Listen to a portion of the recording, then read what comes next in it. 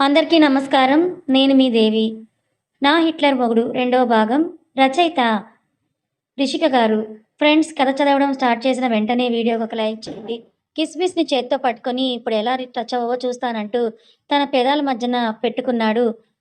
నందుని హెచ్చరించాడు. నందు, ఇది తూచు నానమ్మ, మరీ అంత చిన్నది ఎలా తీసుకోవాలి? నేను ఒప్పుకోనని గట్టిగా అరుస్తుంది. రత్నగారు నందు నెత్తి మీద ఒక్కటి పీకి, ఏయ్! నీకు పెళ్ళయిందిలే, అల్లరి తగ్గించు అని అరిచింది.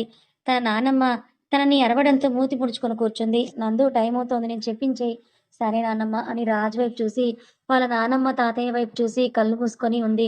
రాజ్, రత్నగారు, భూపతి గారు నందు ఏం చేస్తుందా అని చూస్తూ ఉన్నారు. కళ్ళు మూసుకొని ఉన్న కళ్ళు తెరిచి రాజ్‌కి కన్ను కొట్టి, నాని, తాత మీ కాళ్ళ దగ్గర పాముందని అరిచింది. నందు అరిచిన అరుపుకి నిజంగా పామొచ్చిందేమో అని కంగారుగా చుట్టూ చూస్తూ ఉన్నారు. వాళ్ళ కంగారులో ఉండగా రాజ్ పెదాల మధ్య ఉన్న ఆ కిస్మిస్‌ని నోటితో తీసుకోవడానికి ముందుకు వచ్చిన నందుని చూసి రాజ్ వెనక్కి జరగగా నందు కుర్చీలో నుంచి కింద పడింది. నందు కింద పడ్డంతో తాత, బామ్మ ఇద్దరు నందుని చూసి, "నువ్వేంటే ఇలా పడ్డావు? అవును, పామని అన్నావు, ఎక్కడుంది?" రాజ్ వైపు చూస్తూ, "ఆ! మీ అరుపుకి అది ఎప్పుడో వెళ్ళిపోయి ఉంటుందిలే" అని రాజుని కోపంగా చూస్తూ ఉంది. నందుని చూసి, "నాతో పెట్టుకుంటే ఇలానే ఉంటుందని కళ్ళతో చెప్పాడు రాజ్." కింద నుండి పైకి లేచి కుర్చీలో కూర్చొని, "ఇంకా ఏమైనా ఉన్నాయా? నాకు ఆకలి వేస్తోంది." ఇంకేం లేవులే, మీరు తినండి" అని ఇద్దరికీ ఒక ఆకులోనే భోజనం పెట్టింది. "అవునే ముసలి, తిన్న తర్వాత గదిలోకి పంపిస్తావా?" అని రత్నగారి చెవిలో కొరికింది. "ఏంటే, మీ ఆయన కన్నా నీకే కంగారుగా ఉందనుకుంటా." "అవునే ముసలి, తిన్న తర్వాత గదిలోకి పంపిస్తావా?" అని రత్నగారి చెవి కొరికింది. "ఏంటే, మీ ఆయన కన్నా నీకే కంగారుగా ఉందనుకుంటా." "అవునే ముసలి, బాగా నిద్రొస్తోంది. ఫస్ట్ నైట్ చేసుకొని నిద్రపోతామని" తన నానమ్మకి కన్ను కొట్టి చెప్తుంది. "ఓసిని నిన్ను" అని అంటూ మనవరాలు బుగ్గగిల్లి నవ్వుకుంది. ఇద్దరూ కూడా భోజనం చేయడం పూర్తవడంతో, "బాబు, నువ్వలా సోఫాలో కూర్చో" అని చెప్పి నందుని తీసుకొని కిచెన్‌లోకి వెళ్ళింది. రాజ్ నందుని చూస్తూ తను సోఫాలో కూర్చొని ఉన్నాడు. కిచెన్‌లోకి తీసుకొని వెళ్ళి, "ఒసేయ్ నందు, నేను చెప్పింది బాగా అర్థం చేసుకో. ఆ! చెప్పు ముసలి. అబ్బాయికి ఎదురు చెప్పకు. అబ్బాయికి తగ్గట్టుగా మసలుకో. అరవడం, ఏడవడం చెయ్యకు. సరేనా?" "ఏంటే ముసలి, భయపెడుతున్నావు? అసలు నేను ఎందుకు అరుస్తాను, ఏడుస్తాను? ఇంకా ఆ అబ్బాయికి తగ్గట్టు మసులుకోవాలా? అసలేం చెప్తున్నావే నువ్వు ముసలి? సగం సగం చెప్పకు. చెప్పిన దానివి పూర్తిగా చెప్పు" అని కసిరింది నందిని. "ఇదిగో ఇలా అరవకే అని చెప్పాను. ఇటు రా." నందు చెవిలో గుసగుసగా ఏదో చెప్పింది. "ఏంటే ముసలి, నీ మనవడు ఇప్పుడు నాతో అలా చేస్తాడా?" అని భయంగా అడిగింది. "ఆ! మరి ఫస్ట్ నైట్ అంటే ఏమనుకోని రెడీ అయిపోయావే నువ్వు?" అని చీర కొంగు దులిపింది. నానమ్మ చీర కొంగుతో నందుకి పట్టిన చిరు చెమటల్ని తుడుచుకొని, "ముసలి, నాకీ ఫస్ట్ నైట్ వద్దే" అని ఏడుపు మొఖం వేసుకొని అంటుంది. "అరె! నా బంగారు తల్లికి భయం వేస్తుందే. నేను అబ్బాయికి చెప్తానులే. మరీ ఎక్కువగా నా మనవరాల్ని ఇబ్బంది పెట్టమాకు" అని. "హ్మ్. ఏమో నాని, భయం వేస్తోంది. నేను నీతో పాటు నిద్రపోతాను." "అరె! ఇన్ని చెప్పిన తర్వాత కూడా మళ్ళీ నాతో పడుకుంటానని అంటావేంటి తల్లీ?" మనవరాలు బుజ్జగించి హాల్లోకి తీసుకొని వచ్చింది. హాల్‌లో సోఫాలో కూర్చొని ఉన్న రాజుని చూసి తన నాని వెనక దాక్కొని ఉంది. "ఏంటి నాని, మనవరాలు ఎక్కడికి వెళ్లారు?" "అందరొచ్చారా? అందరి దగ్గర ఆశీర్వాదం తీసుకోండి" అని చెప్పారు." అలాగే" అని రాజ్ పక్కనకొచ్చి నించొని రాజ్ వైపు చూస్తుంది. ఫస్ట్ పెద్దవాళ్ళైన భూపతి గారికి, రత్న గారి దగ్గర తీసుకొని, రాజ్ తల్లిదండ్రుల దగ్గర తీసుకున్న తర్వాత నందు పేరెంట్స్ దగ్గర కూడా ఆశీర్వాదం తీసుకున్నారు. ఆడవాళ్ళు, అమ్మ, అత్తమ్మ ఇద్దరూ కలిసి నందుని చేరి పక్కకు తీసుకొని వెళ్ళి, నాని చెప్పినట్టు వీళ్ళు కూడా వాళ్ళ అనుభవం బట్టి కొన్ని మాటలు చెప్పి, నందు చేతికి పాల గ్లాస్ ఇచ్చి మనుని తీసుకువెళ్ళమని చెప్పారు. అక్కడే ఉన్న మను నందుకు చెప్పిన తనలో కూడా భయం మొదలవ్వగా బయటకు కనిపించకుండా చిన్న నవ్వుతో దేవుడి గది దగ్గరికి తీసుకొని వెళ్ళి దండం పెట్టుకో అని చెప్పింది. తన వదిన వైపు ఒక్కసారి చూసి, దేవుడి పటాన్ని చూసి కళ్ళు మూసుకొని తన మనసులో ఉన్న కోరికని చెప్పుకుంది. అప్పటికి రాజ్ గదిలోకి పంపించడంతో గది బయట నందుని ఆపి ఆల్ ది బెస్ట్ అని చెప్పి నందుని లోపలికి పంపించి డోర్ క్లోజ్ చేసింది. పక్కన గదిలో మను కోసం ఎదురు చూస్తూ ఉన్న అర్జున్ మను దగ్గరికి వెళ్లి చుట్టూ చూసి ఎవరూ లేకపోవడంతో మనుని ఎత్తుకొని వాళ్ళ రూమ్‌లోకి తీసుకొని వెళ్ళిపోయాడు. "అర్జు, ఏంటిది నువ్వు చేస్తోంది?" అని అర్జున్ మీద అరిచింది. కాస్త వాళ్ళ రూమ్ డెకరేషన్ చూస్తూ ఉండిపోయింది. రూమ్‌ని చూస్తూ ఉన్న మనుని వెనక నుండి హగ్ చేసుకొని, "నచ్చిందా?" అని అంటూ హస్కీగా అడిగాడు. వెనక ఉన్న అర్జున్‌ని చూసి, "ఎప్పుడు చేశావిలా?" అని మను కళ్ళలోకి చూస్తూ అడిగింది. "నువ్వు నాకు సిగ్నల్ ఇచ్చిన తర్వాత నేను ఇది అంతా చేశాను. బావుందా నీకు? ఇలా నచ్చిందా?" అని అడిగాడు. చాలా బావుంది అర్జున్. కానీ ఈ పువ్వులు ఇవి అన్నీ ఎలా మన రూమ్‌లోకి తీసుకొనొచ్చావు? మనుకి కన్ను కొట్టి, మా బావ చెల్లికి ఫస్ట్ నైట్ తీసుకొచ్చిన పూల బుట్టలు కొన్ని మన కోసం నొక్కేశాను. నీకు నచ్చిందేమో గానీ నాకు నచ్చలేదు మను అని గారంగా అడిగాడు. మను అయోమయంగా అదేంటి? ఇదంతా నువ్వు చేసి నీకే నచ్చలేదా? అని అడిగింది. పువ్వులు, పండ్లు ఓకే. నేను అనుకున్నట్టుగానే ఉంది కానీ నువ్వు కట్టుకున్న శారీనే నాకు నచ్చలేదు అని అమాయకంగా చెప్పాడు. పో అర్జు, నువ్వలా మాట్లాడితే నాకు భయం వేస్తుంది. భయం అంటే మర్చిపోయాను. ఇందాక జరిగిందంతా అర్జుకి చెప్పి మీ చెల్లి భయపడుతూనే వెళ్ళింది. ఇప్పుడు ఏం గోల చేస్తుందో ఏంటో అర్జు. పాపం మీ చెల్లి, మీ అత్తయ్య, పెద్దమ్మ బాగా భయపెట్టేశారు. నా చెల్లి భయాన్ని మా బావ చూస్తాడులే గానీ, ఇదిగో ఈ కవర్‌లో ఉన్న శారీ, ఈ పువ్వులు పెట్టుకొని త్వరగా రా అని మనుని వాష్‌రూమ్‌కి పంపించాడు. రూమ్‌లోకి వెళ్ళిన నందు 10 నిమిషాలు దానా డోర్ దగ్గరే ఉండేసరికి "ఏయ్! ఏంటి పాత సినిమాలలాగా నేనొచ్చి నిన్ను నడిపించుకుంటూ తీసుకువెళ్ళాలని అనుకుంటున్నావా?" అని సీరియస్‌గా అడిగాడు. రాజ్‌లో కొత్త కోణం చూస్తూ ఉన్న నందుకి మాటలు రాక తనే నడుచుకొని వెళ్ళి రాజ్ ముందర నిల్చొని పాల గ్లాస్ రాజ్ చేతికిచ్చింది. నవ్వుతూ నందు ఇచ్చిన పాల గ్లాస్ తీసుకొని నందు వైపే చూసి పాలుని పూలతో అలంకరణ చేసిన బెడ్ మీద పోశాడు. రాజ్ చేసిన పనికి నందు షాకయి అలా చూస్తూ బొమ్మలాగా ఉండిపోయింది. ఈ 2 జంటలు ఇలా ఉంటే బయట ఉన్న 3 జంటల దగ్గరికి ఒక్కసారి వెళ్దాం రండి. నందిని ఫ్యామిలీ భూపతి గారు తాతయ్య, రత్న గారు నానమ్మ, గురునాథ్ గారు తండ్రి, రసీద నందు తల్లి, ముస్లిం అమ్మాయి. అప్పట్లో లవ్ మ్యారేజ్ చేసుకున్నారు గురునాథ్ గారు. వీళ్ళ ప్రేమకి అర్జున్, నందిని, యశ్వీలు పుట్టారు. రాజ్ ఫ్యామిలీ విష్ణు గారు, రాజ్ తండ్రి, సుమతి గారు, రాజ్ తల్లి. రాజ్‌కి ఒక చెల్లి ఉంది. తన పేరే ప్రీతి. రసీద గారు పేరుకి ముస్లిం అయిన గురునాథ్ గారిని పెళ్లి చేసుకున్న తర్వాత హిందూ సాంప్రదాయాన్ని పాటిస్తున్న అత్తగారిని, మామగారిని తల్లిదండ్రులా చూసుకుంటున్నారు. అన్నయ్య గారు రండి భోజనం చేద్దాం. 3 జంటలు భోజనానికి కూర్చొని అవును నీ కోడలు మను ఏది? నందిని దించిరమ్మని చెప్తే తను కూడా వాళ్ళ గదిలోకి దూరిందా ఏంటి? అని వెటకారంగా మాట్లాడింది. అయ్యో! అదేం లేదు వదిన. వంటలు తనే చేసింది కదా! నేనే వెళ్లి ఫ్రెష్ అయ్యి రమ్మని చెప్పాను. మీరు తినండి అని విష్ణు గారికి, సుమతి గారికి వడ్డించింది. విష్ణు గారు తింటూనే అవును గురు, నువ్వు ఇస్తాను అన్న ల్యాండ్ సంగతి ఏమైంది? గురుగారు చెప్పడం మర్చిపోయాను. బావగారు అది ల్యాండ్ కేసులో ఉంది చెప్పాను కదా! అది కబ్జా చేసిన రౌడీకే వెళ్ళిపోయింది బావగారు.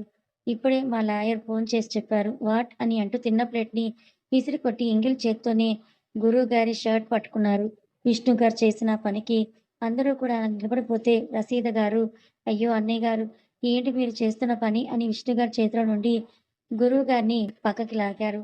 అలా పక్కకి లాగుతున్న టైంలో విష్ణు గారు కింద పడిపోవడంతో సుమిత్ర గారు రసీద గారిని కోపంగా చూస్తూ తన భర్త చేయి ఇచ్చి మరో నించోపెట్టి రసీత గారి దగ్గరికి వెళ్లి చెంప మీద లాగిపెట్టి ఒకటి పీకారు. రత్న గారు ఏంటి సుమిత్ర మీరు చేస్తోంది? ఏమైనా బాగుందా? ఇలా విచక్షణకు పోయి ఇద్దరికిద్దరు చేతులు చేసుకుంటున్నారు.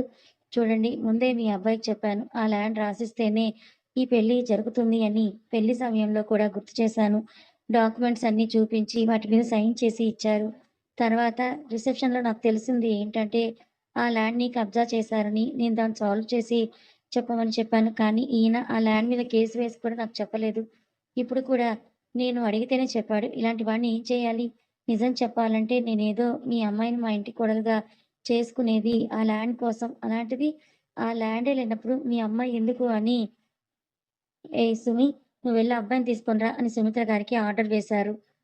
ఎంగిల్ చేత్తో సింక్‌లో హ్యాండ్‌లో వాష్ చేసుకొని నందు, రాజ్ ఉన్న రూమ్ దగ్గరికి వెళ్లారు సుమిత్ర గారు.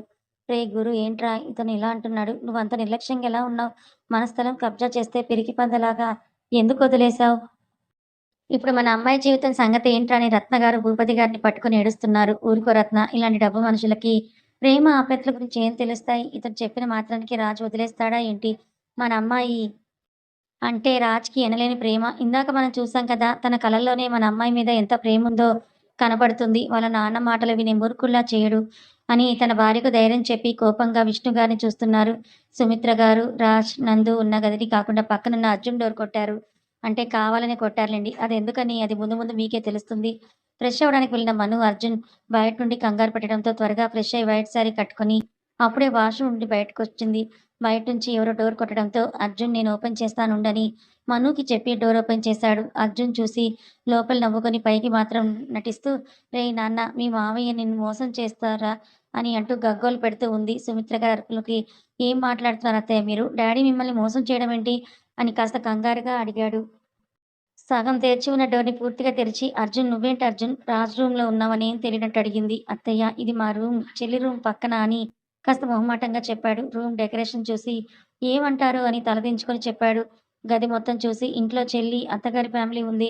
వాళ్ళకి మర్యాదలు చేయాలని లేకుండా అవ్వ" అని నోటి మీద వేలేసుకొని, "మొగుడు పెళ్ళాలు ఈ గదిలో ఇలా దూరుతారా? ఇలాగేనా మమ్మల్ని అవమానించాలని ఫిక్స్ అయ్యారు కదా!" అని మీ ఫ్యామిలీ మొత్తం గట్టిగా అరిచింది. అత్తయ్య ప్లీజ్ మీరు మమ్మల్ని అర్థం చేసుకుంటారనుకున్నాం. అందుకే ఇలా అని ప్లీజ్ అరవకండి. అర్జున్ మాట్లాడుతుంటేనే సుమిత్ర గారు మధ్యలోకొచ్చి, అందుకే ఇలా నీ పెళ్ళాంతో కులుకుతున్నావా? మనుని కింద పైకి చూసి, అయినా అబ్బాయి అంటే తెలీదు. నీకు తెలీదా అని మను మీదరిచారు. అత్తయ్య దానికి ఏం తెలీదు. నేనిదంతా చేశాను. ఓహ్! అవునా? నీ పెళ్ళయ్యి సంవత్సరం అయింది. ఏదో కొత్త పెళ్లి కొడుకులా, కొత్త పెళ్లి కూతురులా ఈ గది ముస్తాబు చేసుకోవడం ఏంటో అని అర్జున్‌ని చూసి పెదాలు విరిచి, రాజ్ రూమ్ దగ్గరికి వెళ్ళాడు. తన రూమ్‌కి వచ్చి వాళ్ళని తప్పు చేస్తున్నట్టుగా మాట్లాడిన చెల్లి అత్తగారిని ఏమనాలో తెలియక ఆవిడ నోటి నుంచి వచ్చిన మోసం అనే మాటకి ఏడుస్తున్న మనుని చూసి మను దగ్గరికి వెళ్లి ప్లీజ్ రా! ఇప్పుడే వస్తానని సుమిత్ర గారి వెనకే వెళ్ళాడు. అసలు విషయం ఏంటో తెలుసుకోవాలి అని. రాజ్ బెడ్ మీద పాలు పోయడంతో నందు చూస్తున్న చూపులకి ఏంటి బేబీ అలా చూస్తున్నావు? నాకు పాలంటే ఇష్టం ఉండదు. అందుకే పారబోసాను. అయినా పాలు లేకపోతేనే నువ్వు మురిపాలివ్వడానికి ఉన్నావుగా అని నందుకి కన్ను కొట్టాడు. రాజ్ మాటలకి నందు అలా అయోమయంగా చూస్తూనే ఉంది. ఏంటలా చూస్తున్నావు? నా మాటలు నీకు అర్థం అవ్వడం లేదా? అప్పుడే ఏమైంది? నువ్వు నన్ను అర్థం చేసుకోవాల్సింది ఇంకా చాలా ఉందని నందు నడుం పట్టుకొని దగ్గరగా లాక్కొని బుగ్గ మీద ముద్దు పెట్టి ఇంకా స్టార్ట్ చేద్దామా అని అడుగుతున్న టైంలో రూమ్ డోర్ సౌండ్ రావడంతో నందు వైపు చూసి ఏంటి ఆ సౌండ్ అని చిరాగ్గా అడిగాడు. ఎవరో డోర్ కొడుతున్నారండి. నేను చూసొస్తాను అని ఓహ్! అవునా? మరి వెళ్లి ఏంటో కనుక్కొని త్వరగా రా. నీతో చాలా పనుంది. నడుము చిన్నగా నొక్కి వదిలేశాడు. రాజ్ నందుని వదలడం ఏసీలో కూడా బాడీకి పట్టిన చెమటలు చీర కొంగుతో తుడుచుకొని డోర్ ఓపెన్ చేసింది. సుమిత్ర గారు నందు ఫేస్ మీద ఉన్న చిరు చెమటను చూసి ఏంటి అప్పుడే కలిసిపోయారా అని మనసులో అనుకొని నందుని కింద నుంచి పై వరకు చూస్తూ ఉంది. నందు అత్తగారిని చూసి అత్తయ్య మీరు నువ్వు పక్కకి తప్పుకో అని నందుని పక్కకు తోసి నాన్న రాజ్ అని అంటూ ఏడుపు గొంతుతో రూమ్‌లోకి వెళ్ళిపోయింది. తన తల్లి ఏడుపు గొంతు విని, "మామ్ ఏమైంది? ఎందుకేడుస్తున్నావని?" కంగారుగా అడిగాడు రాజ్. నాన్న నందుని చూపించి, "దీని తల్లి, తండ్రి మమ్మల్ని మోసం చేశార్రా. కింద నాన్నని అగౌరవంగా మాట్లాడుతున్నారు నాన్న" అని కొడుకుని పట్టుకొని ఏడుస్తోంది. వెనుకనే వచ్చిన అర్జున్ గుమ్మం దగ్గర ఉన్న చెల్లిని చూసి లోపలికి వచ్చాడు. రాజ్ అర్జున్ వైపు చూసి తను పట్టుకొని ఏడుస్తున్న తల్లిని తీసుకొని కింద ఉన్న హాల్‌లోకే వెళ్తున్నాడు. అర్జున్ చెల్లి వైపు చూసి రారా వెళ్దామని తన చెల్లిని తీసుకొని బయటకొచ్చి తన రూమ్ వైపు చూశాడు. అప్పుడే మను తన శారీని చేంజ్ చేసుకొని డోర్ ఓపెన్ చేసి అర్జున్ వాళ్ళతో తను కూడా కిందకొచ్చింది. తల్లి కిందకు వచ్చిన రాజ్ తండ్రి మొఖం వైపు చూసేసరికి కోపం కనిపిస్తే తనకి పిల్లనిచ్చిన మామను చూశాడు. మామ ఒంటి మీద ఉన్న డ్రెస్ నలిగి మెడ చుట్టూ ఎంగిలి మెతుకులు ఉండడంతో పక్కనే ఉన్న అత్తయ్య వైపు కూడా చూశాడు. ఆవిడకి ఎందుకో మనసు కీడుగా అనిపిస్తూ ఉంటే తల దించుకొని ఏడుస్తోంది. నందు, అర్జున్, మను కిందకి రావడంతో తల్లి, తండ్రి వైపు చూసి నందు పరుగున తన తల్లిని చేరి అమ్మ ఎందుకు ఏడుస్తున్నావు? ఏమైందని తన తండ్రిని చూసి డాడ్ ఏంటి మీరిలా ఉన్నారు? తన తండ్రి డ్రెస్‌కి అంటుకున్న ఎంగిలిని తుడుస్తూ ఉన్నాడు. రాజ్ అందరి వైపు సీరియస్‌గా చూసి మామ్ ఏమైంది? అత్తయ్య ఎందుకు ఏడుస్తున్నారు? మామయ్య అవమానంతో కృంగిపోతున్నారు. ఎందుకు డాడీ? కోపంతో రగిలిపోతున్నారు. ఇంకా ఈ ఇంటి పెద్దల మొఖాలు దుఃఖాన్ని ఎందుకు ఆపుకుంటున్నారు? రేయ్ రాజ్ నీకు నా మాటంటే విలువ లేదా? నీకు తండ్రి అనే గౌరవం ఉంటే ఇప్పుడే ఈ ఇంటికి నీకు ఏ బంధుత్వం ఉన్నా సరే తెంచుకొని వచ్చెయ్యని సీరియస్‌గా అడిగారు. సోఫాలో కూర్చొని ఉన్న భూపతి గారు. బాబు రాజ్ నువ్వు మా అమ్మాయిని ఇష్టపడే కదా పెళ్లి చేసుకున్నావని అడిగారు. తన తండ్రి ఎందుకలా అడిగాడో తెలియక తాను అడిగిన సమాధానానికి ఇష్టంతోనే చేసుకున్నా అన్నాడు. భూపతి గారికి పోయిన ప్రాణం తిరిగొచ్చినట్టుగా ఉంది. భూపతి గారికే కాదు నందు ఫ్యామిలీకి అందరికీ అలానే అనిపించింది. విన్నారు కదా విష్ణు గారు. మీ అబ్బాయికి మా అమ్మాయి అంటే ఇష్టం. తన ప్రాణం పోయే వరకు తనతోనే కడవరకు మీరుండాలనుకుంటే ఉండొచ్చు. లేదా ఇప్పుడే వెళ్ళిపోవచ్చని మెయిన్ డోర్ వైపు చెయ్యి పెట్టి చూపించారు. భూపతి మాటలకి విష్ణుగారు కోపంగా రాజ్ వైపు వచ్చి నీకు పెళ్ళాం నచ్చి చేసుకున్నావా? Yes dad. గుడ్. సరే నువ్వు నన్ను ఈ మధ్య నాకు ల్యాండ్ చూపించి ఇది కావాలి డాడ్ అని అన్నావు గుర్తుందా? ఆ! పెళ్ళైన తర్వాత ఆ! పెళ్ళైన తర్వాత ఆ ల్యాండ్ నాకు సొంతమవుతుందని చెప్పడం గుర్తుంది. అయితే ఇప్పుడు ఆ ల్యాండ్ గురించి మర్చిపో. What dad? ఆ ల్యాండ్ కావాలి. ఆ ల్యాండ్ నా లైఫ్‌కి ఎంత ఇంపార్టెంట్ అనేది మీకు తెలుసుగా. తెలుసు కాబట్టే ఆ ల్యాండ్ వాళ్ళని సంప్రదించి నీకోసం తీసుకుందామనుకున్నా. ల్యాండ్ ఓనర్స్ కోసం చూస్తే నీ ఫ్రెండ్ అర్జున్ ఫ్యామిలీదని తెలిసింది. ల్యాండ్ కోసం వెళ్తే ఈయన అని గురువుగారిని చూపించి తన కూతురు నీ కోసం అడగడం కోసం వచ్చామనుకున్నాడు. నేను, మీ అమ్మ కూడా నీకు పెళ్లి చేయాలనుకుంటున్నాం కాబట్టి మేము కూడా ఓకే చెప్పి ఆ ల్యాండ్ నీకు రాసిమ్మని చెప్పాను. ఈయన సరే అన్నాడు. నీ ఫ్రెండ్ ఫ్యామిలీ కదా అని ఏం ఆలోచన చేయలేదు. ఇప్పుడేమో ఆ ల్యాండ్ క్యాష్‌లో ఉంది. ఇప్పుడు మాది కాదని కబుర్లు చెప్తున్నాడు. రాజ్ తండ్రి చెప్పింది విన్న తర్వాత తన మావయ్య దగ్గరికి వెళ్లి, "ఆ ల్యాండ్ మీది కదా మావయ్య" అని చాలా సున్నితంగా అడిగాడు. తల కిందకి వేసి ఉన్న గురువుగారు రాజ్ వైపు చూసి, "లేదు రాజ్, అది ఒక రౌడీ కబ్జా చేశాడు. కోర్టులో కేస్ వేశాను. అతనికి ఎవరు ఎదురు తిరగలేక ఏ లాయర్ కూడా ముందుకు రాలేదు.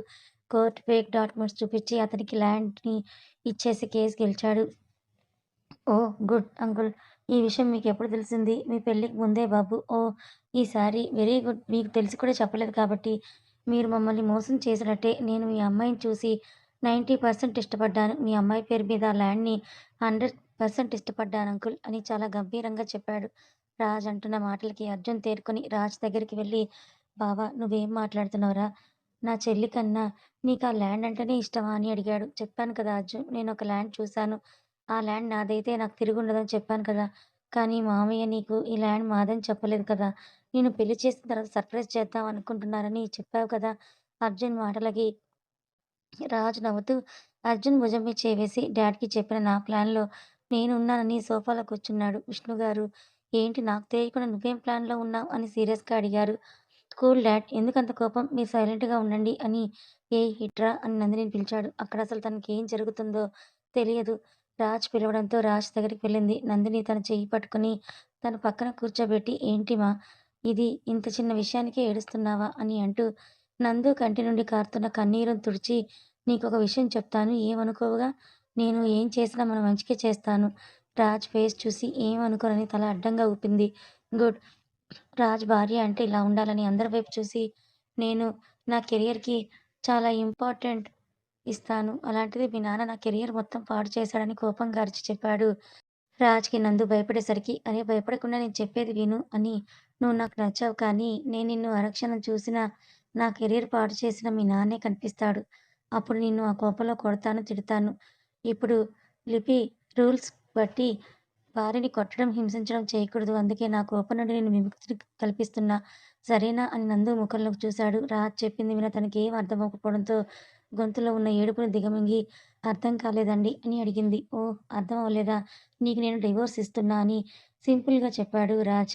"డైవోర్స్ అయితే ఎప్పుడన్నాడు?" అప్పుడే అర్జున్ వెళ్లి రాజ్ కారు పట్టుకొని, "ఏం మాట్లాడుతున్నావురా? పెళ్లయిన 3 రోజులు కూడా అవ్వలేదు.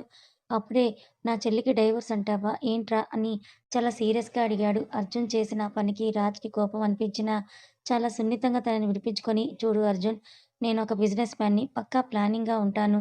నా బిజినెస్‌ని నేను ఎంతో సరైన విధంగానే హ్యాండిల్ చేసుకుంటూ వస్తున్నా. నా బిజినెస్ విషయం గురించి ఇంత క్లారిటీలో ఉన్నవాడిని నా లైఫ్ అంతా నిర్లక్ష్యంగా ఎలా ఉంటాను అనుకున్నావు? చూడు, నా లైఫ్‌ని రిస్క్ చేసుకోలేను. చూడు రాజ్, డైవోర్స్ ఇస్తానన్న మాట అనకు. నీకు కావాల్సింది ఆ ల్యాండ్‌నే కదా! ఎలాగైనా నేను సాధించి నీకిస్తాను. నాకెందుకో నీ పలుకుబడిని బట్టి అలా రౌడీ ఆటలు కట్టించొచ్చు. అంత చిన్న విషయానికి ఇలా ఇంకా నువ్వు డైవోర్స్ అది చూడు ఎలా ఏడుస్తుందో" అని నందినిని చూపించాడు. రాజ్ కూడా నందినిని చూసి పాపం అనిపించి, "మీ చెల్లికి నేనంటే చాలా ఇష్టం కానీ, దానికోసం చెప్పాను. ఇప్పుడు మీ చెల్లి గురించి నేను వాడితో గొడవ పెట్టుకొని గెలవాలా? ఇదేమైనా సినిమా అనుకున్నావా? అయినా నీకు విడాకులు ఇవ్వాలంటే 6 మంత్స్ అవ్వాలి. అలా అయిన వాళ్ళకే ఇస్తారు. పెళ్ళైన రెండో రోజు, మూడో రోజు విడాకులిచ్చే చట్టం ఇంకా రాలేదు రాజ్" అని అర్జున్ సీరియస్‌గా చెప్పాడు. రాజ్ గట్టిగా నవ్వుతూ, "చెప్పానుగా నేను బిజినెస్ మ్యాన్ అని. నా ఎదుటివాడి మాట కన్నా వాడి చేతి రాతనే నమ్ముతానని. ఇలా ఏదో జరుగుతుందని నేను జాగ్రత్తలో ఉన్నాను."